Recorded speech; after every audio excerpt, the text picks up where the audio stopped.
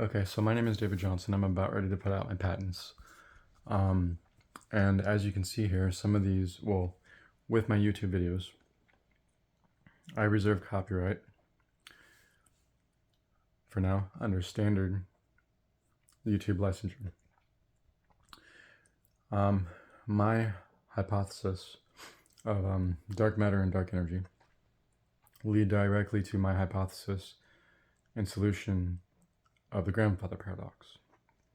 Now I've got a paper trail that goes back far enough that let's say I were to go missing, okay? Things like that happen to scientists that are accomplished, okay? Call me paranoid, but it's a fact. It's happened over time. There's a deep enough paper trail that exists in other parts of the world that somebody could dig up and say, no, you didn't solve that, Mr. Scientist Thief guy. This dead guy did. Okay?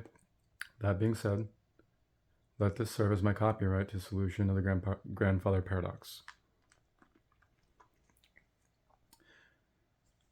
I am going to have this YouTube video captioned. If it's clear enough, it'll auto-caption. If not, I'll type it out myself. Let this serve as a literary work of copyright for my hypothesis. Okay, here's the solution. If you look at my hypothesis of dark matter and dark energy,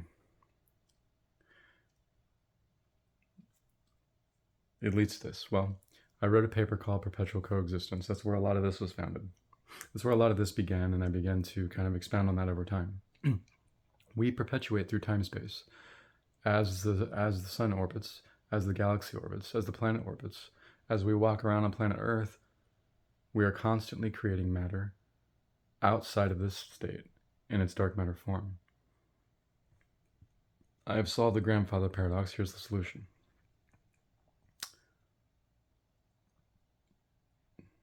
Now, let's say I were to go back in time, okay? And kill myself. Okay, my other me is not going to disappear. My other me isn't going anywhere. I'm still going to be there. But unfortunately, we now have a new timeline. A different timeline that does sit on top of the same dark matter in time-space. What I'm saying is it doesn't have to sit exactly on top of it. In time-space, the same existence, the same thing exists, okay? I like to use this as an analogy. Let's say someone's baking a cake. Let's say I'm baking a cake 5 years ago. I'm still baking the cake there. Otherwise, how could I go back in time? If I was not correct, we could never have opened that wormhole. We could never have opened a micro wormhole.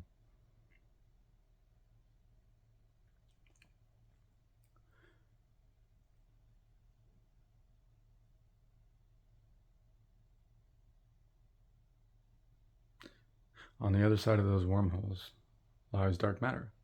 It is very real matter. Dark matter is simply its impact on space-time, much like gravitational lensing, as an example. So, my patents will describe my method of locating dark matter, or targeting, or looking for its anti-friquency. With that, you can develop what I like to call anti-friquency signatures, okay? Now, the grandfather paradox has a solution. Here's the solution, okay? So you can create, it has multiple solutions, okay? Here's one. You can create an entirely different timeline and go live in it. That's the first solution. The second solution is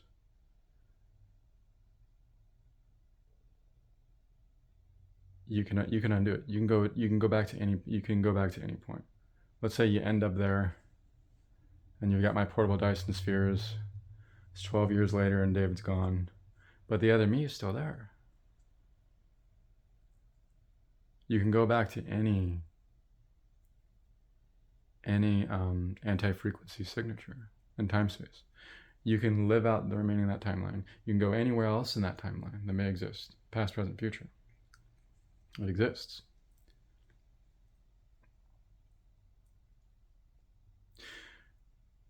The quantum computer will store and open up a wormhole directly to that anti-frequency signature and target it. Once it gets targeted, it opens the wormhole, and you target that direct space again, time space. I can go to, let's say I can go to Capricorn, okay, to this specific star at this specific time, this specific location above the star, or in relation to it. If I want to go back to World War II, okay,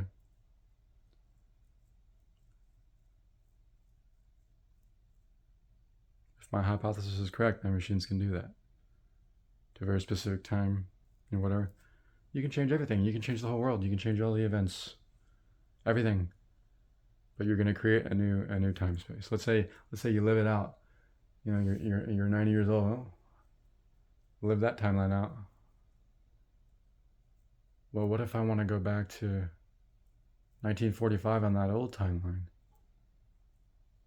and just not change anything? I just want to sit in front of the president. That anti-frequency signature is still stored for that timeline. But if you lose those,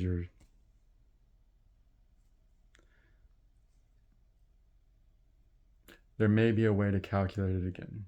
There may be a way to derive it again.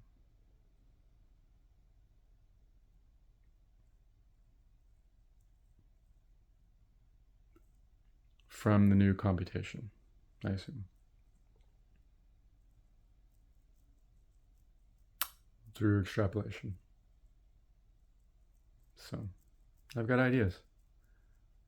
I think that's it. Thank you.